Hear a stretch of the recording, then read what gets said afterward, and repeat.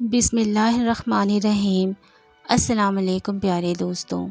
حضرت آمنہ رضی اللہ تعالیٰ عنہ فرماتی ہیں کہ جب میرا بچہ میرے پیٹ میں تھا تب عجیب عجیب چیزیں دیکھتی تھی۔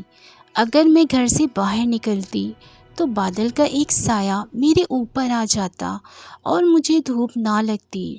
اگر میں پانی بھرنے کے لیے کنویں میں جاتی تو راستے میں درخت کے جتنے بھی پیڑ ہوتے ان کی ٹہنیاں میرے سامنے جھک جاتی تھیں، جیسے مجھے سلام کر رہی ہوں۔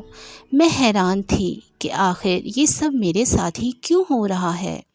اور جب زمزم کے کنویں کے پاس پہنچتی تو پانی اپنے آپ اوپر آنے لگتا اور بالکل اوپر تک آ جاتا اور میں اپنے ہاتھوں سے ہی بالٹی پکڑ کر پانی بھر لیتی تھی، مگر مکے کی عورتیں مجھے زمزم کے کنویں کے پاس کھڑی رکھتی تھیں اور مجھے جانے نہیں دیتی تھیں۔ وہ کہتی تھیں کہ اے آمنہ، تم تھوڑی دیر کھڑی رہو، ورنہ تمہارے جانے سے یہ پانی ابھی نیچے چلے جائے گا اور ہمیں پانی بھرنے میں بہت تکلیف ہوگی۔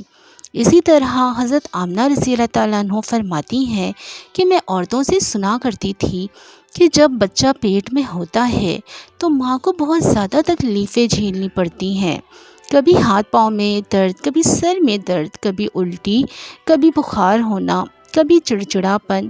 یہ باتیں سن کر مجھے بہت حیرانی ہوتی تھی کہ 9 مہینوں میں ایسی کوئی تکلیف دیکھنے کو نہ ملی۔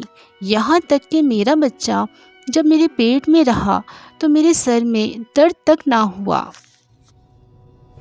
یہاں تک کہ حضرت آمنہ رضی اللہ تعالیٰ عنہ کو عجیب عجیب خواب نظر آتے تھے۔ وہ فرماتی ہیں کہ جب میں سوتی تو ایسا لگتا پورے جسم سے نور نکلا ہے جو پوری دنیا کو روشن کر رہا ہے۔ یہ سب دیکھ کر مجھے یقین ہو چکا تھا کہ واقعی جو بچہ میرے پیٹ میں ہے وہ عام انسان نہیں ہے۔ حضور اکرم صلی اللہ علیہ وآلہ وسلم کے دادا عبد المطلب دن رات کعبے کا غلاف پکڑ کر دعا کرتے تھے، یا اللہ اس بچے کی حفاظت فرمانا۔ رمضان کے دن تھے، سحری کا وقت تھا کہ حضرت آمنہ کے پیٹ میں ہلکا سا درد اٹھا اور وہ سمجھ گئیں کہ اب بچے کی پیدائش ہونے والی ہے۔ حضرت آمنہ رضی اللہ تعالیٰ عنہ فرماتی ہیں کہ جب حضور کی ولادت ہوئی تو اندر سے غلاظت کا ایک ٹکڑا بھی نہیں نکلا۔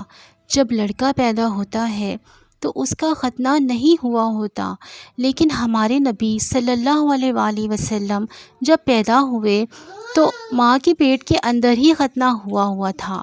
دائی حلیمہ گھبرا گئی اور آمنہ سے کہنے لگی، اے آمنہ، میں نے اپنی زندگی میں ایسا بچہ نہیں دیکھا۔ حضور اکرم صلی اللہ علیہ وآلہ وسلم کی جس دن پیدائش ہوئی تو دنیا میں جتنے بھی بت تھے وہ سب اوندھے منہ گر پڑے۔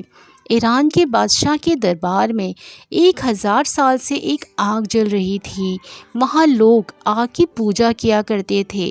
جس وقت حضور اکرم صلی اللہ علیہ وآلہ وسلم کی پیدائش ہوئی تو وہ آگ ایک دم سے بجھ گئی۔ اگلے دن ایک یہودی آدمی اپنا کچھ سامان بیچنے کے لیے مکہ آیا ہوا تھا۔ تو اس کی نظر آسمانوں پہ پڑی۔ اس نے آسمانوں پہ دیکھا، اسے وہ ساری نشانیاں ظاہر ہونے لگی جو حضور کی پیدائش کی نشانیاں تھیں۔ دائیں شفا جیسے ہی حضور اکرم صلی اللہ علیہ وآلہ وسلم کو باہر لے کر آئیں تو نظر پڑتے ہی سب کے ہوش اڑ گئے۔ اس قدر خوبصورت بچہ آمنہ کے گھر میں پیدا ہوا ہے۔